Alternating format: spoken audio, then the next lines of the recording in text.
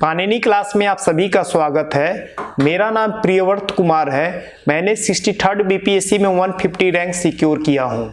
मेरा engineering background है। मैंने संस्कृत ऑप्शनल इंग्लिश मीडियम में सेलेक्ट किया था। मैंने यहाँ पे पाणिनि क्लास में यूपीएससी संस्कृत ऑप्शनल की क्लासेस की थी और कोई बीपीएससी का सेपरेट क्लासेस नहीं की थी। जो यूपीएससी के सिलेबस है उसी में बीपीएससी का कवर हो जाता है। आज मैं यूपीएससी पेपर 1 एंड पेपर 2 का स्ट्रेटजी का डिस्कशन करूंगा। यूपीएससी पेपर 1 में आपको टोटल 5 क्वेश्चन अटेम्प्ट करने होते हैं। वो 5 क्वेश्चन में आपको मैक्सिमम आप 2 क्वेश्चन आप संस्कृत में अटेम्प्ट कर सकते हैं। वो क्वेश्चन नंबर 1 एंड 5 आप 2 क्वेश्चन संस्कृत में अटेम्प्ट करेंगे और जो रिमेनिंग जो 3 क्वेश्चन है वो हिंदी या इंग्लिश जो आपका मीडियम है उसमें अटेम्प्ट करेंगे। इस तरह आपका पेपर 1 का स्ट्रेटजी आपका होना चाहिए। वो क्वेश्चन नंबर जो आपको संस्कृत में अटेम्प्ट करना है वो क्वेश्चन नंबर 1 एंड 5 है। क्वेश्चन नंबर 1 आपको संस्कृत ग्रामर से रिलेटेड है जो आपको क्लास में करा दिए जाएंगे। ये वेल डिफाइंड सिलेबस है ग्रामर में जो क्लास में कराए जाएंगे। आप उसी सेम ही आपको वहां पे पूछा जाएगा। वो वेल डिफाइंड और टेक्निकल नेचर का है। क्वेश्चन नंबर 5 है वो संस्कृत निबंध है। संस्कृत निबंध में आपको 10 to 15 टॉपिक आपको क्लास में करा दिए जाएंगे। वो 10 to 15 टॉपिक से ही निबंध आपको 10 मार्क्स के 5 निबंध पूछे जाएंगे। टोटल आपका मार्क्स हुआ 15। इस तरह 2 क्वेश्चन आपको question number 1 and question number 5 आपको संस्कृत में करना है। जो रिमेनिंग 3 क्वेश्चन है उसको हिंदी या इंग्लिश जो आपका मीडियम है उसमें आपको अटेम्प्ट करना है। जो रिमेनिंग जो 3 क्वेश्चन है बहुत स्ट्रेट फॉरवर्ड है। उसके कोई डीप नॉलेज नहीं होना चाहिए किसी टॉपिक का। जैसे आपको भारतीय दर्शन का स्टडी करना है तो भारतीय दर्शन से स्ट्रेट फॉरवर्ड क्वेश्चन आपको पूछे जाते हैं जो हिंदी या इंग्लिश मीडियम में आपको अटेम्प्ट कर लेना है। इसके अलावा आपको पूछे जाएंगे वैदिक संस्कृत की विशेषता क्या है, लौकिक संस्कृत की विशेषता क्या है, दोनों में डिफरेंसेस क्या है, संस्कृत का भाषा विज्ञान में योगदान क्या है। इस तरह के स्ट्रेट फॉरवर्ड क्वेश्चन आपको पूछे जाएंगे जो हिंदी या इंग्लिश मीडियम में अटेम्प्ट कर लेना है। इस तरह पेपर 1 में आपको 2 क्वेश्चन संस्कृत में करना है जो आपको क्लास में करा दिए जाएंगे और रिमेनिंग 3 क्वेश्चन आपको हिंदी या इंग्लिश में करना है जिससे स्ट्रेट फॉरवर्ड क्वेश्चन पूछे जाते हैं। उसी तरह पेपर यूपीएससी पेपर 2 का स्ट्रेटजी का डिस्कस अभी मैं करूंगा। पेपर 2 जो यूपीएससी का है वो कंप्लीट स्टैटिक नेचर का है। उसमें पता है कि क्या पूछता है क्या नहीं पूछता है। वेल डिफाइंड सिलेबस है। उसमें ये पता है एक फिक्स है कि क्या आना है। वो आपको राइटिंग प्रैक्टिस आपको करना है। पेपर 2 में पेपर 1 की तरह 5 क्वेश्चन आपको अटेम्प्ट करना होता है। लेकिन पेपर 2 में आप ओनली 1 क्वेश्चन आप संस्कृत में अटेम्प्ट करेंगे और जो 4 क्वेश्चन है रिमेनिंग वो हिंदी या इंग्लिश में जो आपका मीडियम है उसमें आपको लिखना होगा। तो 1 क्वेश्चन आप संस्कृत में जो अटेम्प्ट करना है वो क्वेश्चन नंबर आप 5 करना है। क्वेश्चन नंबर 5 में 3 टॉपिक है। वो 3 टॉपिक है रघुवंशम। तो रघुवंशम का जो श्लोक नंबर 1 to 10 आपको स्टडी करना है। उसी तरह किराता जूनियम का श्लोक नंबर 1 to 10 आपको स्टडी करना है। थर्ड कुमार संभवम का भी श्लोक नंबर 1 to 10 आपको स्टडी करना है। इसी 30 श्लोक में से आपका 5 to 6 श्लोक पूछे जाएंगे जो वेल डिफाइन है, स्टैटिक है। ये 30 श्लोक का व्याख्या आपको क्लास में करा दिया जाएगा जो आपको वहां पे उसी से आपको 5 क्वेश्चन पूछे जाएंगे यूपीएससी में। तो आपको एक संस्कृत में करना है। जो रिमेनिंग 4 क्वेश्चन है वो आपका स्ट्रेटजी आपका होना चाहिए हिंदी या इंग्लिश में करना है। ये जो रिमेनिंग 4 क्वेश्चन है वो भी वेल डिफाइन है। उसमें भी पता है कि क्या आता है क्या नहीं आता है। जैसे जो महाकाव्य भी पढ़ना है तो उससे स्ट्रेट फॉरवर्ड क्वेश्चन पूछे जाते हैं। जैसे कादम्बरी के काव्य सौंदर्य का वर्णन करे, ये 10 कुमार चरितम में समाज का चित्रण करे। तो इस तरह के स्ट्रेट फॉरवर्ड क्वेश्चन पूछे जाएंगे जो ईच काव्य का आपको 4 to 5 पेज का नोट्स आपको क्लास में प्रोवाइड किया जाएगा और उसी से आपको क्वेश्चन पूछे जाएंगे। उसके अलावा आपको हिंदी इंग्लिश में आपको पूछता है जैसे वेल डिफाइंड सिलेबस है नीति शतक का श्लोक नंबर 1 to 10 का इंग्लिश में या हिंदी में व्याख्या करे जो आपका मीडियम है। तो वेल डिफाइंड। उसी तरह मेघदूतम है तो मेघदूतम का श्लोक नंबर 1 to 10 का इंग्लिश या हिंदी में व्याख्या करें। इस तरह वेल डिफाइंड सिलेबस है सेकेंड पेपर में।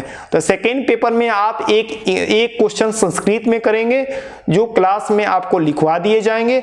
जो रिमेनिंग 4 क्वेश्चन है उसको हिंदी या इंग्लिश में आपको लिखना है, वो भी क्लास में कराया जाएगा और उसका भी नोट्स आपको, ईच टॉपिक का नोट्स आपको 4 to 5 पेज में प्रोवाइड करा दिया जाएगा। उसी से आपको क्वेश्चन पूछे जाएंगे। इस तरह आपको पेपर 1 और पेपर 2 का स्ट्रेटजी का मैंने डिस्कस किया।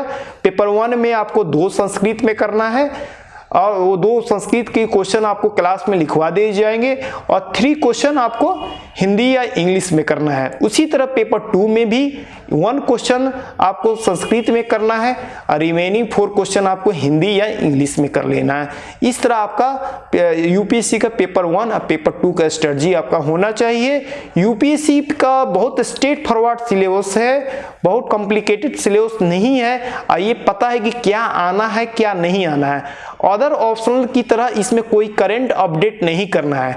आपको क्लास में जो भी करा दिया जाएगा उसी से आपको पूछता है। यूपीएससी में स्टैटिक सिलेबस है, फिक्स नंबर ऑफ श्लोक पढ़ना है। श्लोक को आपको रिमेंबर करने की जरूरत नहीं है। मुझे भी कोई बहुत क्लिष्ट श्लोक या आपको श्लोक याद करना है, इस तरह का संस्कृत ऑप्शनल में मीथ है, ये कंप्लीट आपका रॉन्ग है। संस्कृत में किसी तरह का आपको श्लोक को याद करने की जरूरत नहीं है। इसमें किसी तरह के संस्कृत बैकग्राउंड होने की जरूरत नहीं है। मेरा भी इंजीनियरिंग बैकग्राउंड है। इवन आप क्लास करेंगे इसमें मोर देन 90% आपका मेडिकल इंजीनियरिंग बैकग्राउंड के ही होते हैं। तो इसमें ऐसा नहीं है कि ये मीथ की श्लोक याद करना पड़ता है, बहुत क्लिष्ट सब्जेक्ट है तो कुछ होता है, ऐसा कुछ भी नहीं है। स्ट्रेट फॉरवर्ड सिलेबस है, क्या पूछता है क्या नहीं पूछता, आपको वेल डिफाइंड सिलेबस है। आपको ओनली राइटिंग प्रैक्टिस करना है, उसमें कोई करंट अपडेट नहीं करना है। ये संस्कृत का यूपीएससी संस्कृत का पेपर 1 और पेपर 2 का स्ट्रेटजी हुआ। इसके अलावा मैं बीपीएससी का भी स्ट्रेटजी का डिस्कशन करूंगा। मेरा बीपीएससी में 200 मार्क्स है जो 63rd बीपीएससी में हाईएस्ट है। मेरे अलावा भी बहुत सारे गुड मार्क्स आए हैं, जैसे शशि भूषण को 200 मार्क्स आए हैं, उसके अलावा श्वेता वशिष्ठ को 198 मार्क्स आया है, उसके अलावा चांदनी सुमन को मार्क्स आए हैं अच्छे, अनिशा भारती को भी मोर देन 180 मार्क्स आया है। इस तरह संस्कृत में मेंस में अराउंड 17 to 19 जो भी मेंस लिखा था 17 to 19 स्टूडेंट, उसमें से 14 अराउंड सेलेक्ट हो चुके हैं फाइनल। तो संस्कृत बीपीएससी में वेरी स्कोरिंग सब्जेक्ट है। और बीपीएससी में संस्कृत में कभी भी, इससे पहले में मैंने 60 दिया था, उसमें भी मेरा 182 मार्क्स है। तो उसमें भी मैंने संस्कृत के लिए कुछ सेपरेट नहीं किया था। जो भी यूपीएससी क्लासेस यहाँ पे की थी उसी टॉपिक से, उसी सब टॉपिक में से आपका बीपीएससी का कवर हो जाता है। उसके लिए कोई सेपरेट क्लास करने की जरूरत नहीं है और कोई बहुत बड़ा अलग सिलेबस नहीं है। आपको यूपीएससी में बीपीएससी आपका कवर हो जाता है।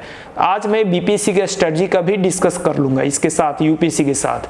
बीपीएससी में क्या है, बीपीएससी में आपको टोटल 6 क्वेश्चन करने होते हैं। ईच 2 सेक्शन होता है, ईच सेक्शन से आपको 3-3 क्वेश्चन करने होते हैं। सेक्शन 1 से 3 क्वेश्चन और सेक्शन 2 से 3 क्वेश्चन। सेक्शन 1 में आपको क्या करना है, आपको ओनली 1 क्वेश्चन आपको संस्कृत में कर लेना है और 2 क्वेश्चन आपको इंग्लिश और हिंदी जो आपका मीडियम है उसमें आपको अटेम्प्ट करना है। जो आपको संस्कृत में करना है वो 5 to 6 टॉपिक आपको क्लास में करा दिए जाएंगे। वो संस्कृत निबंध से रिलेटेड पूछता है, जैसे रामायण हो, महाभारत हो, भगवत गीता हो, भारतीय लोकतंत्र हो, पर्यावरण संरक्षण हो। ये 5 to 6 टॉपिक आपको क्लास में करा दिए जाएंगे। उसी से फिक्स है कि आपका संस्कृत निबंध पूछेगा। एक क्वेश्चन ये हो गया।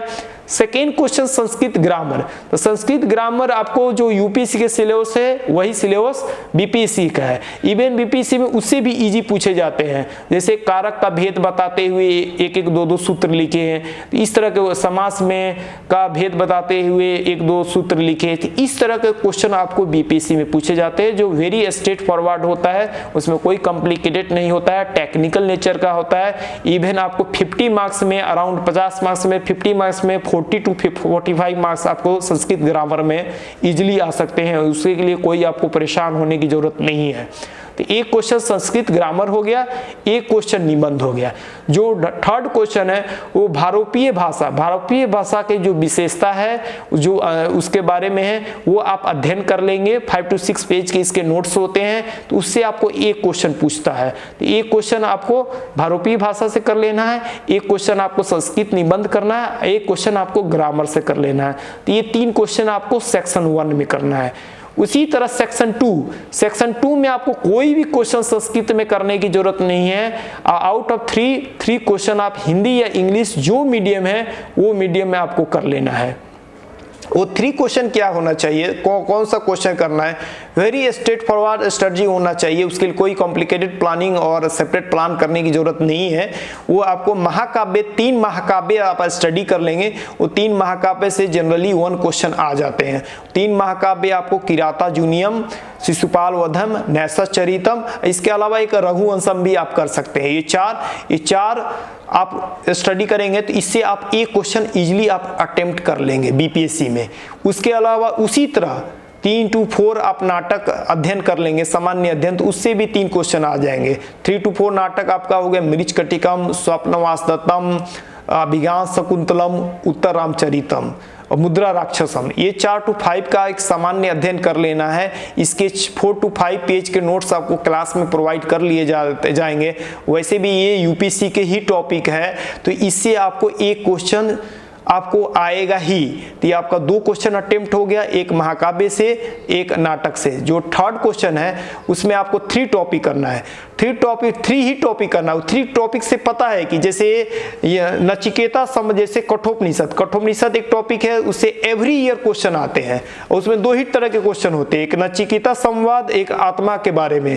ये 2 ही क्वेश्चन अल्टरनेटिव ईयर करके पूछते हैं। तो एक क्वेश्चन आपको कठोपनिषद से हो गया।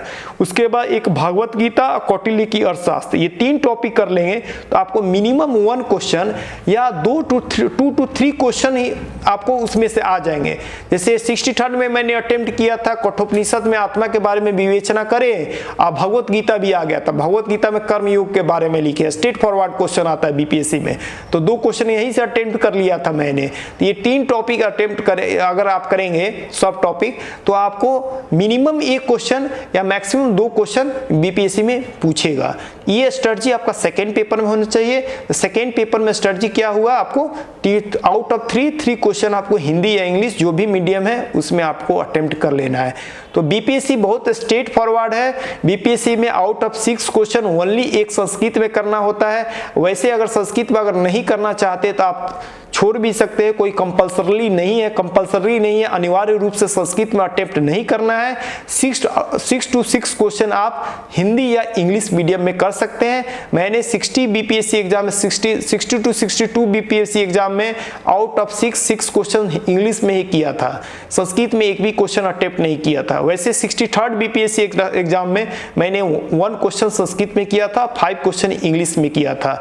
तो वैसे बीपीएससी बहुत ईजी है, इसमें संस्कृत ऑप्शनल बहुत स्कोरिंग है इसमें, जिसमें आपको संस्कृत में क्वेश्चन ओनली 1 करना होता है, वो भी आप नहीं चाहे तो नहीं भी कर सकते हैं। आउट ऑफ 6 क्वेश्चन आप हिंदी या इंग्लिश मीडियम में कर सकते हैं, ठीक है। उसके अलावा बीपीएससी में संस्कृत ऑप्शनल का जो रेशियो है, सक्सेस रेशियो, वो मोर देन 80% है। 63rd बीपीएससी में जो भी 19 स्टूडेंट, 17 to 19 स्टूडेंट थे, मैक्सिमम उसमें सेलेक्ट हो चुके हैं। मेरे जितने भी कलीग हैं, जैसे शशि भूषण 200 मार्क्स आया, श्वेता वशिष्ठ को 198 मार्क्स आया। इसलिए आप संस्कृत ऑप्शनल बीपीएससी में सिलेक्ट कर सकते हैं। अदर ऑप्शनल में आप 180 मार्क्स लाना अचीवमेंट है बीपीएससी में। आप पता करेंगे तो अदर ऑप्शनल में आपको सिलेबस भी इससे ज़्यादा है, लेंदी है, 180 मार्क्स लाना अचीवमेंट है, 180-85। लेकिन बीपीएससी में आप देखेंगे मेरे भी जो फ्रेंड्स हैं उन सारे फ्रेंड्स को मैक्सिमम 180 मार्क्स, 192 मार्क्स, 198 मार्क्स आए हैं 63rd में भी और 62 बीपीएससी में। तो आप Sanskrit as the optional in BPSC and UPSC दोनों में वेरी स्कोरिंग है। ये दोनों में आप अच्छे स्कोर कर सकते हैं। वेल डिफाइंड सिलेबस है, स्टैटिक है, कोई करंट अपडेट नहीं करना है। Thank you.